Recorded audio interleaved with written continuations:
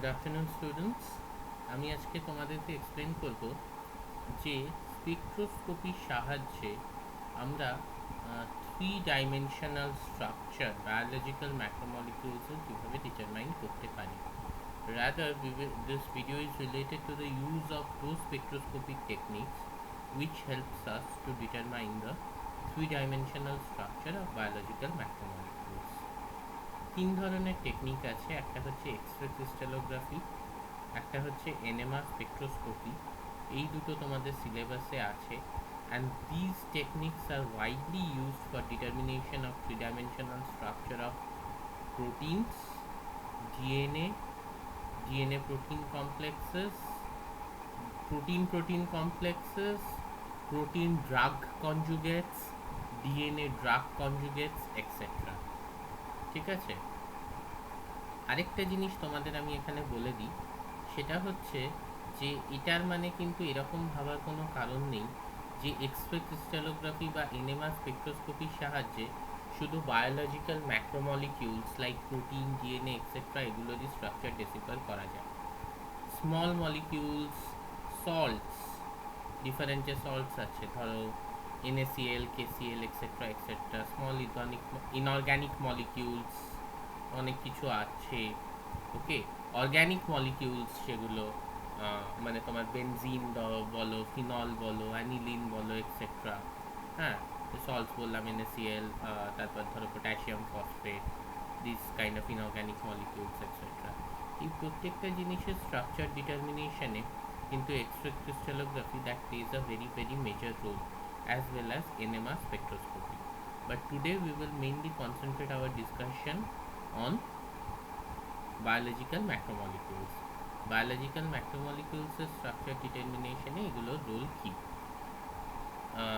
আরেকটা জিনিস বলি, ক্রায়োইলেকট্রন মাইক্রোস্কোপি। ক্রায়োইলেকট্রন মাইক্রোস্কোপি তোমাদের যদিও সিলেবাসে নেই, তবুও আমি যখন এই টেকনিক্সগুলোর অ্যাডভান্টেজ ডিসঅ্যাডভান্টেজ ডিসকাস করব, তখন ক্রায়োইলেকট্রন মাইক্রোস্কোপির কিছু অ্যাডভান্টেজ আছে, সেই অ্যাডভান্টেজগুলোও আমি বলবো। মেনলি আমরা বায়োলজিক্যাল ম্যাক্রোমলিকিউলের স্ট্রাকচার ডিটারমিনেশনের জন্য এই তিনটে টেকনিক ইউজ করা হয়। এবার ওয়াইড ইউজেস, আমি যেগুলো তোমাদের বললাম, একটা হচ্ছে to decipher the three dimensional structure of protein, decipher the three dimensional structure of DNA. আমি তোমাদের বলেওছি যে ওয়াটসন অ্যান্ড ক্রিকের যে মডেলটা ডিএনএ স্ট্রাকচার যেখান থেকে পাওয়া গিয়েছিল, that was based on the data of X-ray diffraction by Rosalind Franklin and Wilkins. ঠিক আছে, তো সেটা একটা ব্যাপার।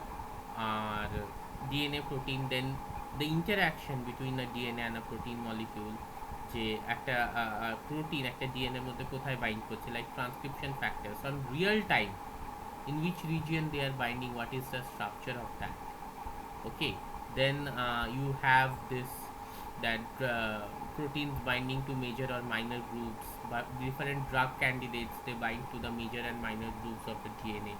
এটা থ্রি ডাইমেনশনাল লেভেলে এক্স্যাক্টলি কোন অ্যাটম কোন জায়গায় রয়েছে এবং কোন কোন অ্যাটমের সঙ্গে ইন্টারাক্ট করছে, এই লেভেলে গিয়ে, not at the level of amino acid but at the level of atoms, আমরা কিন্তু দেখতে পাই এই টেকনিকগুলোর সাহায্যে।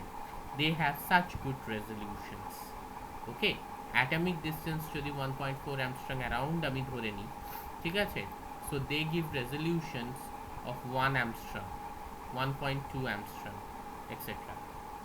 Now, also this drug binding to the active sites of different proteins. আমরা জানি এখন একটা রেস চলছে, যে আমি ভ্যাকসিনের রেসের কথা বলছি না, যে কোন ড্রাগ কোভিড ইনফেকশনকে ডিফিট করতে পারে। সো SARS-CoV-2 ভাইরাসের যেগুলো খুব ইম্পর্টেন্ট প্রোটিনস ফর ভিরুলেন্স ফ্যাক্টরস, সেই ভিরুলেন্স ফ্যাক্টরসকে যদি আমরা টার্গেট করতে পারি কিছু ড্রাগ দিয়ে, এবং সেই ড্রাগ যদি বাইন্ড করে আর কি at the active site of the virulence factors, using these techniques, especially X-ray crystallography and NMR, we could actually see the specific sites where these drugs are binding at the three-dimensional level. So any kind of modification we can do to increase the interaction or the specificity of the drug molecules for their respective protein candidates or respective targets or virulence factors. This is also another application of this techniques like X-ray crystallography and NMR spectroscopy. তো three dimensionally তো আমরা অনেক কিছু করতে পারছি, small মলিকিউলসের structure, প্রোটিনসের structure and at the atomic level of resolution. ঠিক আছে, এবার আমরা এই এক একটা টেকনিক নিয়ে একটু এদের মেরিটস ডিমেরিটসটা ডিসকাস করব। First let us consider X-ray crystallography. Well, this is the most sought after technique. অনেক টেকনিক আসছে, অনেক কিছু হচ্ছে, but still maximum number of Nobel prizes belongs to crystallographers, and X-ray crystallographers, they are very very very strong persons in the scientific world. Why? Because they give you the exact structure at the molecular level. Okay, molecular স্ট্রাকচারটা কিন্তু তারাই দিতে পারে। And seeing is believing যতদিন আছে, যে বলছে যে এক্স্যাক্ট এই ড্রাগটা এই প্রোটিনের এই অ্যাক্টিভ সাইটে বাইন্ড করছে, এই লেভেল অফ রেজলিউশনে নিয়ে গিয়ে যে স্ট্রাকচার দিতে পারছে, obviously that man wins the race. And X-ray crystallography is still the most sought after technique. কিন্তু আমি তোমাদের যখন অ্যাপ্লিকেশনস বলছিলাম, আরেকটা অ্যাপ্লিকেশনস খুব ইম্পর্টেন্ট আছে, that is the determination of the molecular machines. ধরো তোমার শিগেলায় একটা এই Shigella is a bacteria, you people know. সেখানে ধরো একটা কোনো অ্যাপারেটাস তৈরি হয়েছে, ব্যাকটেরিয়াল অ্যাপারেটাস, হ্যাঁ, কোনো একটা ফ্ল্যাজেলাস সিস্টেমের apparatus involving 2, 3, 4 different proteins. So this macromolecular assembly, I repeat, this apparatus, আমি একটা উদাহরণ দিচ্ছি, type 3 secretion system on which we work. It's like a syringe, একটা ইঞ্জেকশনের মতো, যেটার মাধ্যমে আর কি এই ধরো শিগেলা তার যে টক্সিনসগুলো আছে সেগুলো হোস্টের মধ্যে পাঠায়। তো এই যে পুরো অ্যাপারেটাসটা, এখানে তো একাধিক প্রোটিন দিয়ে তৈরি হচ্ছে। এই যে ম্যাক্রোমলিকিউলার অ্যাসেম্বলিটা, এটা স্ট্রাকচারটা কিন্তু ডিটারমাইন করা যায় using this kind of three-dimensional techniques. X-ray crystallography is a very standard technique, and we get very high resolutions.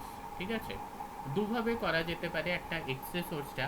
প্রথম কথা, ভেবো না যে কারোর হাত ভেঙেছিল বা পা ভেঙেছিল, আমি ক্লিনিকে গিয়ে এক্স-রে করেছিলাম, ওই মেশিন দিয়ে এটা হয়, একেবারেই না।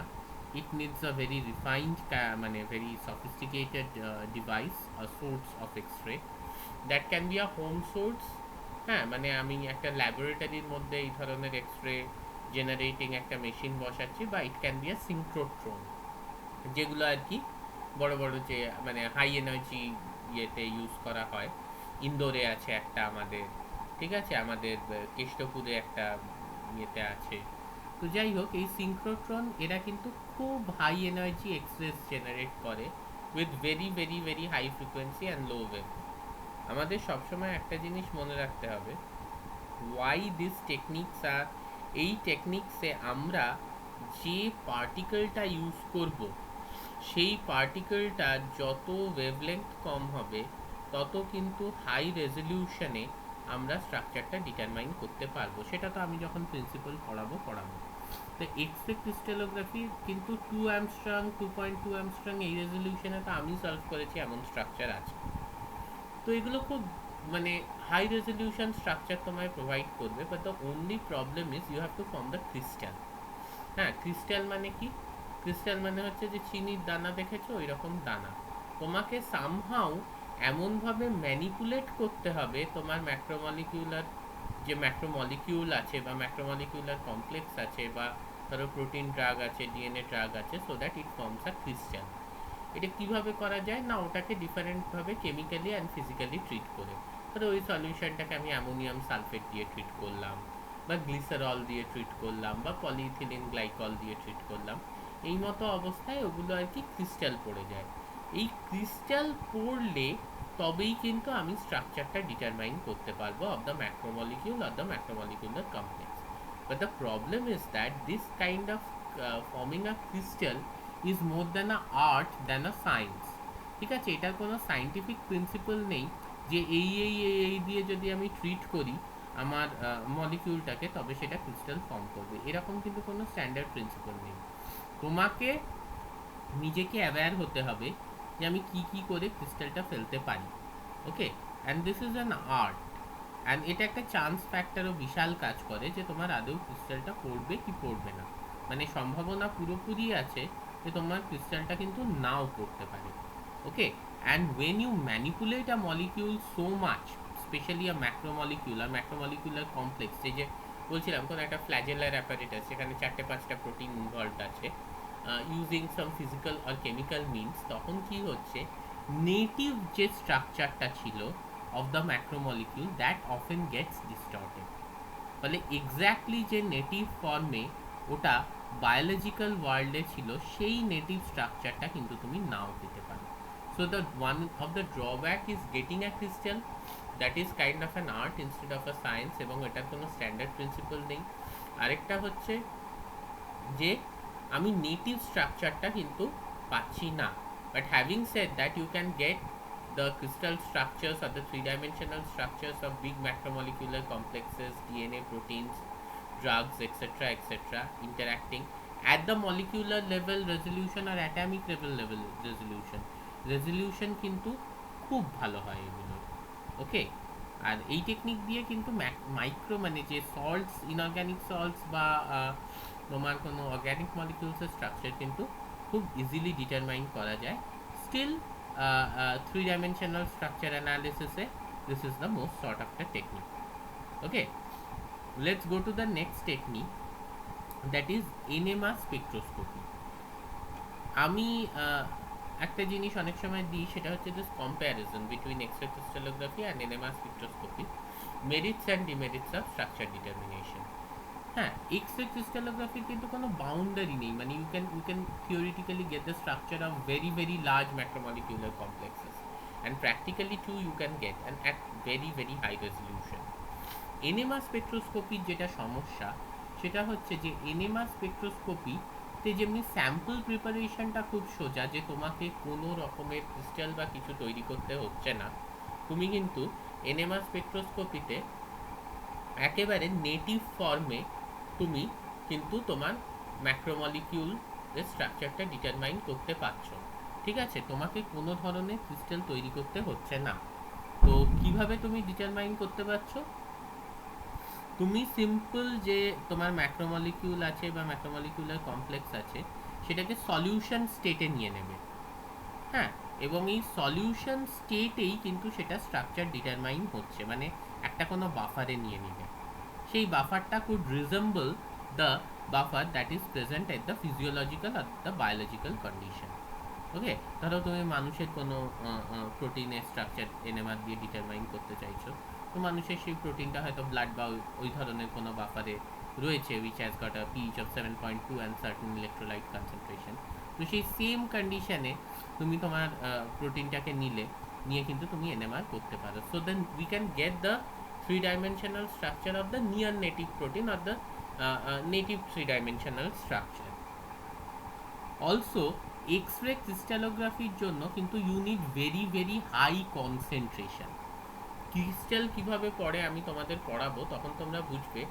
You need very very high concentration. For example, for proteins you need 15 mg per ml, 20 mg per ml, 25 mg per ml. এত হাই কনসেন্ট্রেশন কিন্তু তুমি নেটিভ স্টেট থেকে প্রোটিন এক্সট্র্যাক্ট করে কখনোই পাবে না। তোমাকে সেই প্রোটিনটাকে রিকম্বিনেন্টলি প্রডিউস করতে হবে, এবং রিকম্বিনেন্ট প্রোটিন থেকে তুমি পাবে। অ্যান্ড রিকম্বিনেন্ট প্রোটিন যেই তুমি তৈরি করছো সেটার ফোল্ডিং বা সব কিছু, কারণ রিকম্বিনেন্ট প্রোটিন প্রোডাকশানে we often have to give tags for purification of protein, will study about that. এইটুকু বুঝে রাখো, রিকম্বিনেন্টলি মানে ক্লোনিংয়ের সাহায্যে তুমি যখন প্রোটিন তৈরি করছো, সেই প্রোটিনটা আমাদের শরীরের মধ্যে যে প্রোটিন আছে বা কোনো অর্গ্যানিজমের মধ্যে যে প্রোটিন আছে তার থেকে কিছুটা স্ট্রাকচারালি ডিফারেন্ট হয়, মানে সেটার ফোল্ডিংটা কিছুটা ডিফারেন্ট হয়। কিন্তু ওই ক্লোনিংয়ের মাধ্যমে বা রিকম্বিনেন্ট টেকনিকের মাধ্যমে তৈরি না করলে you won't get such high concentration like 25 15 mg, 20 mg, 25 mg, এত হাই কনসেন্ট্রেশনসও কিন্তু তুমি পাবে না। And this concentrations are very very very important, because crystallography crystal তৈরি, তোমরা জানো যে আমরা ধরো যদি চিনিরও ক্রিস্টাল ফেলতে চাই, সেটাকে জাল দিয়ে দিয়ে দিয়ে দিয়ে কি না কনসেন্ট্রেট করতে হয়, মানে উবে যাচ্ছে, জলটা উবে যাচ্ছে, চিনির ঘনত্ব বাড়ছে, তবেই ক্রিস্টাল পড়ে। For that you need high concentration. তো এখানেও সেটা you need very high concentration of protein. Comparatively for NMR spectroscopy you need much lower concentration বা much lesser concentration of protein. So sample preparation is easier. You are getting a solution state structure, মানে সেই বাফারে রেখে almost তুমি solution স্টেটে structure পাচ্ছ, কোনো ক্রিস্টালে তোমাকে নিতে হচ্ছে না, নেটিভ কন্ডিশনে পাচ্ছ। And also sample preparation is easier. আর যেটা হচ্ছে কনসেন্ট্রেশন ইউ নিড লেস, মানে you can even extract the protein from biological source, but usually সেটা করা হয় না। তার কারণ হচ্ছে for both the techniques, for X-ray crystallography as well as NMR spectroscopy, whatever the macromolecule or the macromolecular complex is, you need very very very pure form of your sample. মানে যে জিনিসটা স্ট্রাকচার তুমি analyse করবে সেটা কিন্তু extremely pure হতে হবে, at least 99% pure. মানে 99%-এর বেশি পিওরিটি হলেও খুব ভালো হয়, অ্যাটলিস্ট 99% পিওর। মানে when you purify a protein, if there is any impurity that should be less than 1%. প্রোটিনটা 99%-এর বেশি কিন্তু পিওর হতে হবে if you want to get the structure by X-ray crystallography or NMR spectroscopy. The only disadvantage that NMR spectroscopy is having is its resolution is slightly lesser than X-ray crystallography depending upon the instrument you are using. ঠিক আছে, কত মেগাহার্টজের instrument use করছো সেটার উপর। আরেকটা যেটা খুব big সমস্যা সেটা হচ্ছে you cannot get the structure of very large macromolecular complexes. যদি খুব বড় প্রোটিন হয়, ঠিক আছে, বা কোনো প্রোটিন কমপ্লেক্স মানে কোনো মলিকিউলার মেশিন 3-4টে প্রোটিন নিয়ে তৈরি হচ্ছে, you cannot get the structure of that because there are size limitations. Theoretically না থাকলেও practically NMR কিন্তু 50 kdর ওপর যদি তোমার প্রোটিন বা প্রোটিন কমপ্লেক্স বা প্রোটিন ড্রাগ ইয়ে চলে যায়, তাহলে NMR is not a very good technique for determination of structure because you have to decode the NMR spectrum. NMR একটা স্পেকট্রাম আছে যেটাকে ডিকোড করতে হয়। অত বড় যদি সাইজ হয় প্রোটিনে বা কোনো অন্য কমপ্লেক্সের, তখন এইখানে অনেকটাই নয়েজ চলে আসে আর কি, মানে সিগন্যালের থেকে নয়েজ বেশি চলে আসে, so you do not get the accurate structure. So size is definitely a problem for NMR spectroscopy and little bit less resolution compared to X-ray crystallography. But having said that, আজকাল তো অনেক high মানে ফ্রিকোয়েন্সির NMR instruments use করা হয়, এই প্রবলেমটা অনেকটাই solve করা গেছে। Cryo electron microscopy is the last technique, যেটা হয়তো তোমাদের সিলেবাসে নেই, but I will talk about it. দেখো, ক্রায়ো ইলেকট্রন মাইক্রোস্কোপি সব থেকে বড় অ্যাডভান্টেজ হচ্ছে যে you don't need very high protein concentration বা whatever structure you are determining of protein complexes, macromolecular complexes, ঠিক আছে, তুমি এটার যে বিশাল একটা কোনো কনসেন্ট্রেশন দরকার তা নয়, লাইক এক্স-রে ক্রিস্টালোগ্রাফি। একেবারে নেটিভ স্ট্রাকচার পাচ্ছ। কেন? তুমি নেটিভ কমপ্লেক্সটাকে আইসোলেট করে ক্রায়ো কন্ডিশন মানে কি, খুব লো টেম্পারেচারে সেটাকে ফ্রিজ করে দিচ্ছ। এই ফ্রিজ করার পরে তুমি ইলেকট্রন মাইক্রোস্কোপির সাহায্যে সেটা 3 ডাইমেনশনাল স্ট্রাকচারটা ডিটারমাইন করছো। But cryo electron microscopy is more used for the determination of the surface structure. সারফেসের স্ট্রাকচারের ডিটারমিনেশনের জন্য কিন্তু ক্রায়ো ইলেকট্রন মাইক্রোস্কোপি ব্যবহার বেশি করা হয়। তুমি একটা প্রোটিনের মধ্যে অ্যালফা হেলিক্স কতটা, বিটা শিট কতটা, কোন কোন রিজিয়ানে আছে, সেগুলো কিন্তু এক্স-রে ক্রিস্টালোগ্রাফি বা এনএমআর স্পেকট্রোস্কোপির মাধ্যমেই অনেক বেটার করা যায়। থিওরিটিক্যালি ক্রায়ো ইলেকট্রন মাইক্রোস্কোপির মাধ্যমেও করা যায়, বাট কোথায় অ্যালফা হেলিক্স কোথায় বিটা শিট সেটা কিন্তু ক্রায়ো ইলেকট্রন খুব বোঝাতেই পারবে না, লাইক এক্স-রে ক্রিস্টালোগ্রাফি বা এনএমআর স্পেকট্রোস্কোপি, কারণ ওটা সেই রেজলিউশন হয় না। এখন যদিও 2.5 অ্যাংস্ট্রম রেজলিউশনের স্ট্রাকচার পাওয়া যাচ্ছে using cryo-electron microscopy, but usually the structures are 3, 4 or 5. এই 3, 4, 5 অ্যাংস্ট্রমে কিন্তু তুমি মানে যেখানে তোমরা বুঝতেই পারছো যে একটা টার্ন অফ আলফা হেলিক্স, ওকে, সেটাকে ডিটারমাইন করা, দ্যাটস অলমোস্ট মানে যদি এটা 413 হেলিক্স হয় 3.6 অ্যাংস্ট্রম, তো তোমার 4 অ্যাংস্ট্রম যদি রেজলিউশন হয়, তুমি একটা আলফা হেলিক্সকেই খুব ক্লিয়ারলি বুঝতে পারবে। ঠিক আছে, একটা হেলিক্সের যে টার্নের যে সাইজটা হবে বা পিচ যেটা হয়, তোমার রেজলিউশন যতক্ষণ না সেটার থেকে কম হচ্ছে of the three-dimensional structure, you cannot decipher you cannot decipher individual elements within that structure. So that can be done by X-ray crystallography or NMR, but not by tri-electron microscopy, because really you get structures of 2 and 2.5 angstrom using this tri-electron microscopy, যেখানে X-ray NMR দিয়ে 1.5 1 angstrom resolution খুব easily পাওয়া যায়। বিশেষ করে তুমি যদি সিনক্রোট্রন use করো তাহলে তো 1 angstrom এর স্ট্রাকচার খুব ইজিলি পাওয়া যায় ইউজিং X-ray crystallography। আর ক্রাইইলেকট্রন মাইক্রোস্কোপির এই একটাই সমস্যা, যেটা রেজলিউশনটা অত ভালো না হওয়ার জন্য এটা থ্রি ডাইমেনশনাল স্ট্রাকচার ভালো বোঝায়, এবং লার্জ কমপ্লেক্সেস, ওই যে ম্যাক্রোমলিকিউলার কমপ্লেক্সেস বলছি, ধরো ফ্ল্যাজেলার কমপ্লেক্স ইত্যাদি, এই স্ট্রাকচারগুলো ভালো ডিটারমাইন করে। কিন্তু ইন্ডিভিজুয়াল স্ট্রাকচার মানে একটা প্রোটিনের ডিটারমাইন করার জন্য still it is not a very good technique. আর কোনোভাবেই এই দিয়ে কিন্তু কোনো ইনঅর্গ্যানিক সল্ট বা অর্গ্যানিক মলিকিউলের স্ট্রাকচার ডিটারমাইন করা যায় না এখনো অবধি, but it determines the exact native structure, যেটা আমাদের একটি ফিজিওলজিক্যাল বা বায়োলজিক্যাল কন্ডিশনে থাকে। ধরো রাইবোজোমের স্ট্রাকচার, হ্যাঁ, আমাদেরই ইন্ডিয়ান সায়েন্টিস্ট বিখ্যাত ভেঙ্কটরামন রামকৃষ্ণন, তিনি এটার জন্য নোবেলও পেয়েছেন। তিনি কিন্তু এই রাইবোজোমের যে এক্স্যাক্ট মলিকিউলার স্ট্রাকচারটা কোথায় কোন আরএনএ আছে, প্রোটিন আছে, কমপ্লিট ডেসিফার করেছেন ইউজিং এক্স-রে ক্রিস্টালোগ্রাফি। তিনি একা না, তার সঙ্গে আরও সায়েন্টিস্টরা ছিলেন, এবং 2009 সালে কিন্তু তাকে এইটার জন্য নোবেল প্রাইজও দেওয়া হয়েছে।